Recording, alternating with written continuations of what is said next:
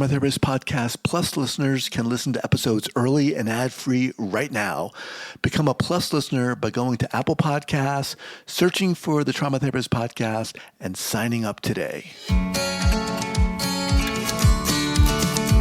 Welcome to the Trauma Therapist Podcast, a show about the incredible people dedicated to helping those who've experienced trauma.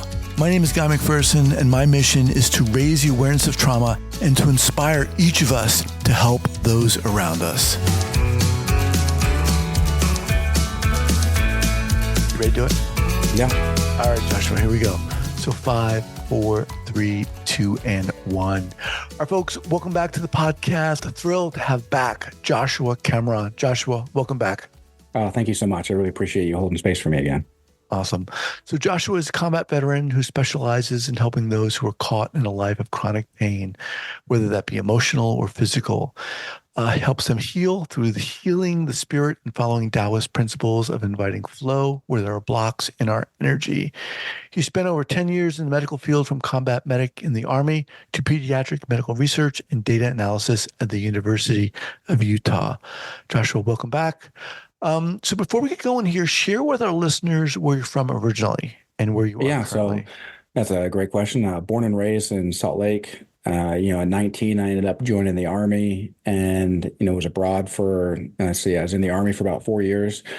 During that time, I went to Kosovo, Macedonia, Bulgaria, and that was, 8 days after September 11th. So it was a weird time.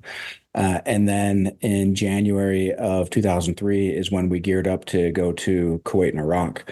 And then I spent 7 years in Indiana after that, and then came back to Salt Lake area. Okay.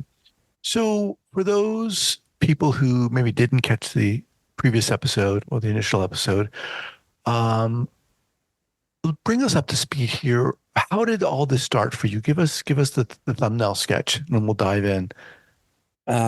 All start as far as just my healing practice and kind of how all that works. Sure. Well, trying to keep that down to a thumbnail sketch. There was an explosion of chaos in my world. Some of that was I started a new job January of 2020, because what could go wrong with that?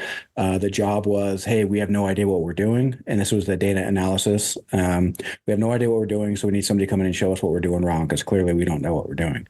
And I was using new software programs, so I had to learn all that. And then by March, the University of Utah has never had any sort of, remote, work. We had to figure that out. I didn't know any of the, different, practitioners I was working with or their administrative managers. So I had to figure that out. I had to make all these different, relationships.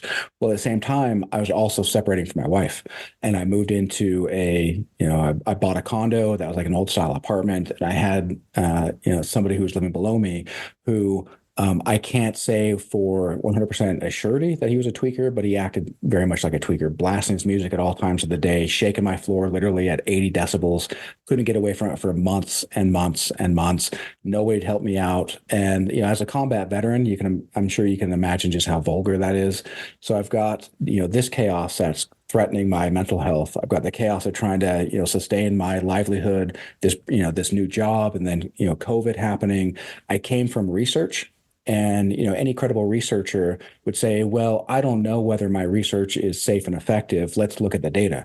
And then we seem to have bureaucrats, in the news that were saying something different, but all the researchers were towing the line with what the bureaucrats were saying. Like, well, wait a minute, something doesn't sit right. So then I had this weird, well, what do I do? Right? I was at this impasse. I have to, find this new way of life.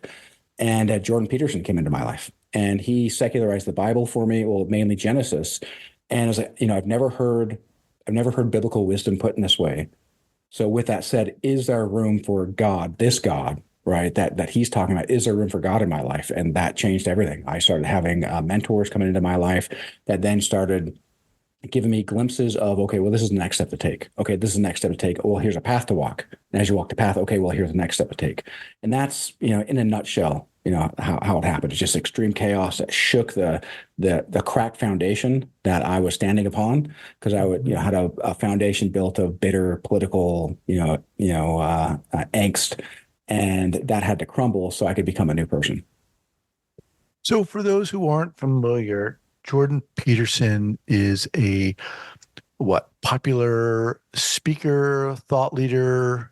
I think he's And a a Canadian podcast. psychologist, though they did take away his license because he didn't really like the idea of compelled speech, and because he wasn't nice on Twitter, which seems a little silly, but it is what it is. Is But it fair yes, to say he's somewhat controversial? I think it's fair to say, though, I don't fully understand why he's controversial. Right. I think, Well, I think yeah. I mean, I've seen him, I've listened to him speak several Mhm. times. I've caught him on certain podcasts. He, he's very direct. He's very blunt. Yes. He, I think it is fair to say he's polarizing, but I'm not exactly sure why. I'm not knowledgeable enough about him to say why. Yeah, well, and I think that is part of what drew me to him. I didn't necessarily, these weren't like, cognizing ideas. Like I didn't have this intellectual, debate of, oh, I should go and follow Jordan Peterson. There was just something that he was talking about that was drawing my soul, and there was some sort of Mhm. truth. And I think that's a big issue that we have, right? One of my favorite series of movies is The Matrix, and you could argue that The Matrix is, the greatest, documentary ever created. Now, it's very Hollywoodized, but when you think about it, we were born into an environment where our name is chosen for us, and our name is the most important thing in our lives. In fact, many studies show it's the most beautiful sound that we can ever hear is our name, but we never chose it. Our religion's not chosen, or we don't choose our religion; it's chosen for us. We don't choose our geographic area or culture; it's chosen for us. And even things like media, if you watch the media that tells you how to think, well, we in 1996 we went from 50 giant media companies down to 6. So now just the funnel of where we can get information, has been so narrowed. And so it's such a hard ability to expand our view with such a narrow pipeline. And with the explosion of things like, YouTube allows people like Jordan Peterson, whether you love him or hate him, to break through. And Mhm. then that expansion also has a way of, letting go of things that no longer serve us. So you've had this background in the military. You've had certain Mhm. experiences there that have impacted you. You talked about what happened a few years ago, living in that apartment Mhm. with the environment there, hearing Jordan Peterson. How did that impact? What did you do Yeah, great with question. that? So there were a few things that Jordan Peterson, mentioned to me that really stuck with me. One was, if people aren't interesting to you, you're not listening hard enough. I was like, whoa, whoa, wait a minute. I've been discounting people like, oh, this person doesn't have anything of interest to say. Well, they're just idiots. And so I stopped and say, wait a minute, have I just been an a-hole this whole time? Oh, I've just been an a-hole this whole time. Holy cow. And so like I felt good that I no longer had to hold on to this. It was a revealing of my shadow that I felt great that I could actually, one, let that go, and two, incorporate that. And then two, I felt called. I had a vision of a podium.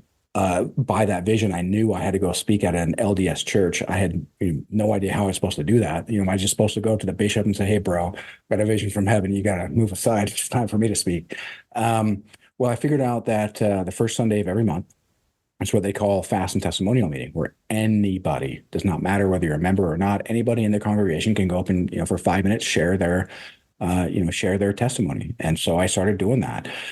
And he talked about the best thing that we can do is create our highest ideal of goodness of which we can conceive and make ourselves worthy of it by becoming it Who and said embodying this? it. And so as I'm in the congregation listening to people, I could again start making fun of them because, you might hear 4, 5, 6, 7 people in a single day say, brothers and sisters, I know in my heart that Joseph Smith is the one true prophet of God. And I know in my heart that the Book of Mormon is one true word of God. And I know this to be true because it's my personal testimonial. And somebody else will say some approximation of the exact same thing over and over. But instead of judging them, I said, oh, this is their highest ideal of goodness. So what's mine? And so then I started taking my highest ideal of goodness from a low resolution into a high resolution. And by the third time I shared my testimony, I had it. It was all around Gandalf, which definitely is no surprise. Gandalf, is written by Tolkien to effectively be Jesus of Middle Earth. He's very secular in nature. He's not interested in judging people. He's interested in results. He definitely has a faith component, but he also has an action component. Where, Frodo is like, hey, somebody should have put, Gollum out of his misery. He immediately says, well, hey, I'm pretty sure that Gollum still has something to play. And, who are we? Who are we to, condemn judgment? There's enough killing going on. Like, okay, I like this. There's something beautiful about this, and it felt like it encapsulated the heart and soul of the Jesus that I heard about. So it gave me a clear line to Jesus, while also being much more safe because growing up again in the Matrix. Well, I found that I was judging Jesus horizontally. Well, what are the people saying, and what are the people doing that espouse that they follow Jesus? But if you're going to follow God or Jesus or something transcendental, it's got to be vertical, right? Because they transcend the human condition. And we're all flawed. We're all going to make mistakes. We're all going to have our problems. And if we're going to judge something perfect or Mhm. divine by a flawed human, well, then that's our own thinking. And so when we see these flaws and we see these things that we don't like, listening to Jordan Peterson really helped me understand, like, oh, this is just my shadow, right? Why did I get so caught up in politics? Well, because that was my shadow. Why was I so anti-Trump? Because there was some part of authoritarianism within me that I could not deal with. It's like, oh, that's why I got triggered so much, because I was spending so much time alienating this. And this is something that Ken Wilber talks about a lot as well, if you're familiar with that great Mhm. philosopher. Mhm. So, what have you done with this? I mean, my understanding is that you're working with people. Hmm. You said you wrote a book. How are Hmm. you kind of manifesting this? How are you taking action on this? No, that's a beautiful question. I appreciate it. So on July 21st here in Salt Lake City, actually going to be hosting a live event. A wonderful gentleman, Drew Vernick, who is shamanically trained in sound bathing using crystal bowls and wooden flutes. He and I are going to host a ceremony for people to show up, and they get to experience there's going to be a cacao ceremony to help. Cacao is traditionally meant as a heart opener, and there's this quote that I love that my great master Ed Stracher, who taught me how to heal, said that the the heart has no questions and the mind has no answers. So when you open the heart, right, you may not necessarily know exactly what to do with, right? Like you asked in the question, what am I doing? What are the actions I'm taking? You may not necessarily know what to do yet with the answers that you have, but in the heart are where the answers are. And then with the harmonic vibrations of the sound bath, get people in an equilibrium state and then take them through a guided meditation that I'm going to put on. My book that I wrote was really a lot about my tripping and falling and landing on my face, and what do I do then? What do I do then? I spent a lot of time taking psychedelic drugs. I talk about kind of my journey with there, because that was my hijacking into a transcendental state of mind or transcendental state of being before I fully understood that I could really just close my eyes and meditate and get there as well. Now it may not necessarily be as fun, right? Because drugs, love, like it or not, there's a certain amount of fun involved there. But yeah, really the point of the book was like, look, no matter what sort of gifts you have, we all are having this human experience. Mhm. And we're never going to be at this place where, like, yes, I finally I made it. And really just want to say, hey, if you have these great gifts that can benefit the world, it's okay to be flawed. It's okay to be human, right? It's okay to be to be different, and not to put ourselves in a place where we need to be on a pedestal. Because the second we do that, well, then we are alienating ourselves from the community and from the human connection, right? Because if we're elevating ourselves, by we are inversely dehumanizing and de-elevating, right, others. And also, if we're elevating ourselves, that's also a dehumanization, right? Because we're lifting up our own status. And so that's really what the book was about. And as far as like the types of people that I've, are the conditions that I've worked with, there's, torn tendons, right? Help regrow tendons, which apparently, medicine will say it's impossible, probably because we don't have a pill to take to be able to help with that. Um, Helping pain from cervical dystonia, spinal stenosis, um, severe arthritis, also even, depression. I mainly focus on physical, chronic pain. Hmm. But I found that I've had people come to me and it gave me a good opportunity to be like, okay, well, let me work with this person. I'm pretty sure, as I understand, that the soul being the governing agent of the mind and body, you heal the soul, it's going to heal the mind and body. Well, let me take my hypothesis and let me move it forward and see what the results are. Well, I've worked with people like in New Zealand who are, experiencing such severe depression that it actually has a somatic effect. They start getting, itchy welts all over their body that can't help but just scratch, leaving All right. these So hold nasty. on a second. Let me interrupt. Yep. So you're talking about your work as a healer, Hmm. and this comes from where?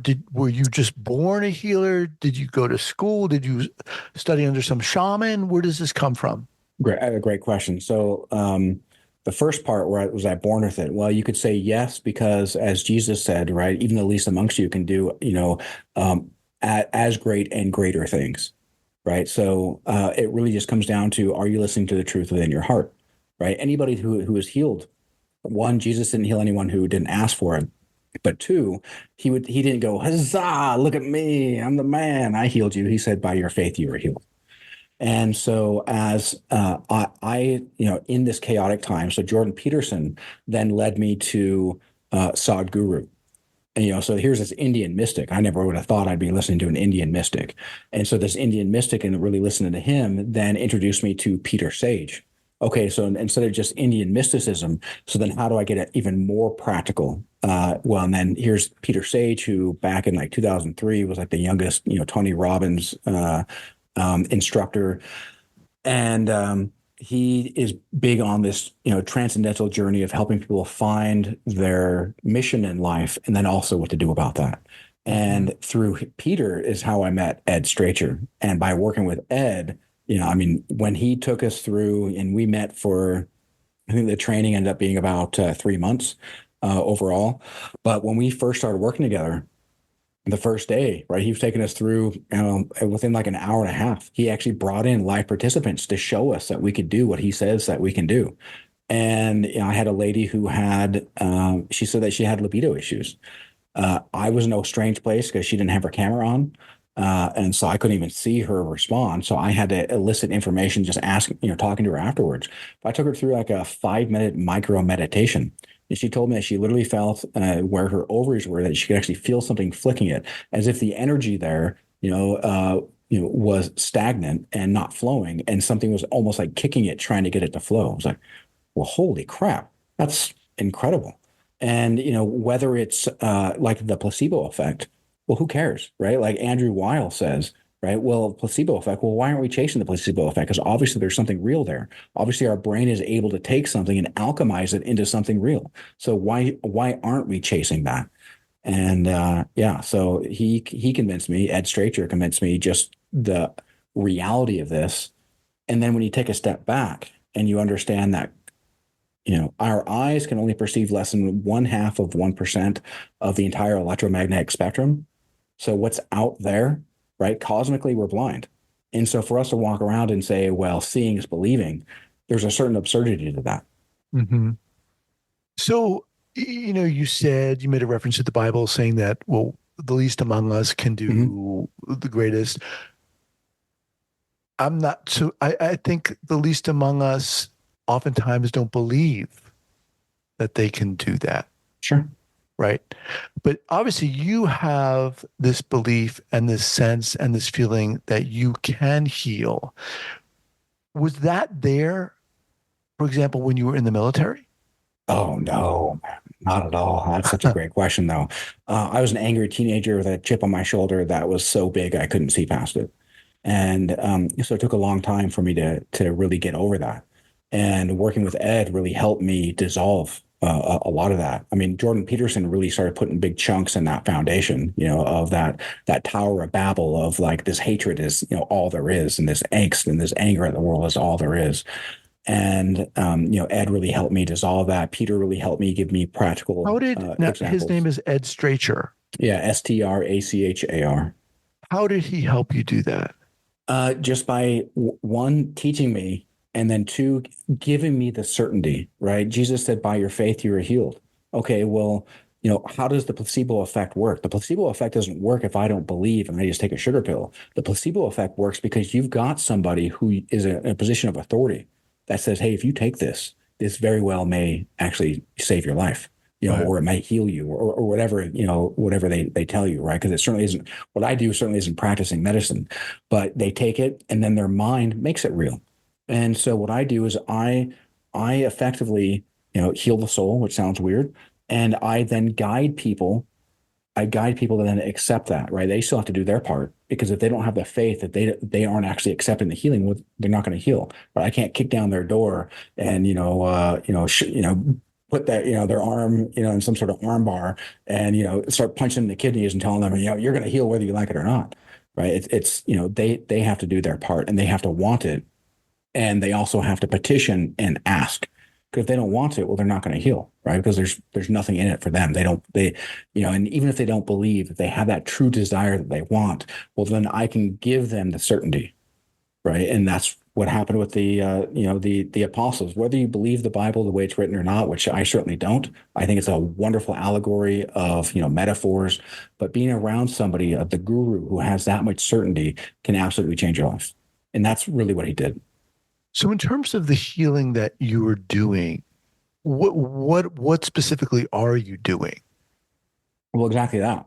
Right. And so the thing is words are clumsy, right? There's things that, Alan Watts talks about, because if we talk about and we break down the way that a flower works and breaks it down to its anatomy, how it changes the sunlight into sugars. It's like, oh my God, this is so complex. Well, no, it isn't.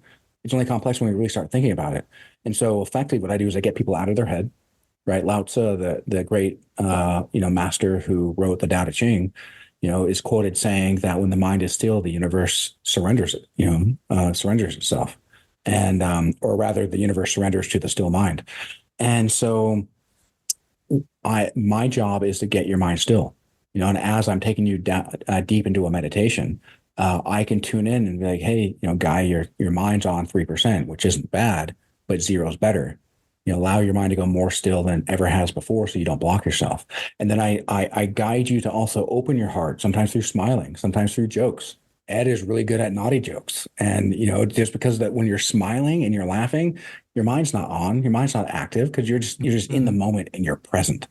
And so there's a lot of just, helping people get out of their head. So that way they actually get in their heart, and the heart is the gateway to the soul. And, this is my map of the world, and the map isn't necessarily the territory. And how does this all work? Well, in some ways it's above my pay grade, but in the clumsy way in which words operate, this is about the best approximation that I can give. So people come to you for what type of healing? What are you calling this type of healing that you're doing or offering? Soul healing? What? Say that last part again. I said, what type of healing are you offering people or providing for people? Well, I heal their soul, and then their body heals. Their body heals itself, and Okay. by accepting that. And as far as I know, um, there is no there is no physical obstacle. Like there's no like, well, I have this disease that can't be healed. And many cultures, especially Eastern cultures, really believe in reincarnation. And this is where things can get a little weird. And, I certainly live in the weird, so I don't mind. But let's just say that, in reincarnation, you were a More general at one weird. time. Right. Exactly. More weird. So let's say that one day, in, former life, you were a general. And if you were a general, you went and you raised an entire city, right? You were like a Roman, you went and salted the earth as well. Nothing could grow. Well, karma is action. So this is the action you took. So what action are you going to take to redeem that? Well, that's what the next life is for. And so maybe in order to redeem that action, you were born in a place where you were a victim of that exact circumstance. Or maybe you were a Spartan in a former life where there's somebody who has some sort of, physical deformity and you just leave them out to die, right? To just succumb to the elements. Well, then maybe in a next life, you were then born with this ravaged body that is paralyzed, why, or childhood cancer, whatever that is. Again, why does this happen above my pay grade? Hmm. But having this map of the world helps me kind of come to terms with that. Well, when you And say, I'm kind of getting lost here. What do you mean okay. your map of the world? What does that mean? It just means that the map is not the territory. So if I have an atlas and I'm trying to get from here to Wyoming, I'm going to be able to follow certain roads. But those roads aren't going to be able to tell me if there's a pothole. Those roads aren't going to be able to tell me if there's roadkill there. Those roads aren't going to tell me what other cars are on the road, what other obstacles I'm going to run into. But it gives me a general idea of kind of the layout. And so the way that I'm explaining is effectively a map in the way in which I look at how this all works out. I can't explain to you what sort of obstacles that you're going to run into Hmm. on your journey, right? Because that's I just don't have that right to tell you how your life is going to play out. But I can give you a meaningful map based upon what I've seen. And that does that make sense? Yeah, I think so. So if you're healing people's souls, Hmm. that means that someone's soul needs healing. Sure. And what does that mean when someone's soul needs healing? Well, it's been drained by something, right? So, we get our energy from things outside of our bodies, right? Exogenous, right? We eat things and then we incorporate whatever we eat into we break it down for energy. Well, the matrix, while the fourth matrix wasn't the best, representation of the overall, matrix storyline, they did have a very interesting part where the Matrix is now run by the emotions that are given off by Neo and Trinity. And so, why does the news constantly try to put us into a state of fear, into a state of panic, right? Why did, it's come out that a lot of controversy, again, I don't want to get too far down the rabbit hole, but controversies have come up in order to make people very afraid. Well, again, if we can only see less than 1/2 of 1% of the electromagnetic spectrum, perhaps there's some other being that simply feeds off the energy that we are giving. And if we're giving out that energy freely, because we have, we have the free will to watch the news, we have the free will to allow ourselves to be scared, we have the free will to allow ourselves to be angry. Well, then they're effectively feeding off this. And as they're feeding off this, well, it's draining the soul. Now, where, you might say, well, if the soul is drained, well, then, how do you get it back? Well, because you have the sovereign right to your soul's energy and you can bring it right back. So when It's you just a matter say of having the right goal. soul, we're not talking about one's, or are we talking about one's body or one's mind or one's essence? I'm getting a little lost here. If someone comes to you and says they feel depressed, Mhm. are you in are you looking at that and meeting that person and saying, okay, there's something going on with one's soul? Again, a great question. So first, I tune in to find out, like, hey, are there any sort of affirmities, right, with the soul, right? Is there something there that's perhaps draining them? So first, I have to identify that. I'm not I don't work as a neuroscientist, so I'm not there to diagnose what's going on with the brain. What I know is that our inside our bodies, right, we were built from a single cell, and so that same intelligence is still there. Mhm. But since we have effectively allowed ourselves and programmed ourselves to then say, oh well, I need to give authority over to XYZ, whether that be a doctor, whether that be a pill, whether that be religious practice. Well, then I no longer have the ability to heal myself. I no longer have the ability to prevent myself from being angry, whatever that is. So we're freely giving our energy over. We're getting our soul is effectively getting fed off of. And then I help people uh, reclaim that soul's energy. And by walking through the guided meditation, then I help them by accept that. And so they still have to do their acceptance part. And then Mhm. that's what, by seeing and feeling their healing, right? Jesus said, by your faith, you are healed. And so I help them find the faith through my own certainty and getting out of their head. Because the head's going to say, hey, is this really working? Well, that's going to block you. The heart knows what's true and what's not. So I really help them get in that heart space. I don't know. Again, I don't know if this fully answers your questions because words are very clumsy in this Right. space. Right. But this, again, is the map of the world I've created. Okay. All right. Look, Joshua, how do people reach you if they want to get in touch with you and learn more about your meditations you're offering, the events you're putting on? What's the best way? Yeah. No, I really appreciate that. So right now, I've really limited the amount of people that I'm working with. So if you really do want to reach out to me, I'm happy to accept an email. You can send it to 86joshuaim@gmail.com. Okay. And then I'll be happy to converse with you. It's actually an idea that I got from one of the great masters that trained, Ed, Raymond Grace. People just email him. It's like, it's actually a really simple way because I have a few different irons in the fire. And then that way it's a great way for me just to, interact and figure out, hey, am I the right person to, because I'm certainly not here to try to fix anyone. I'm here to help people who are, truly and earnestly seeking. Okay. Once again, that's 86, the number 8 and 6. Yep. Number 86, joshuaim@gmail.com. Okay.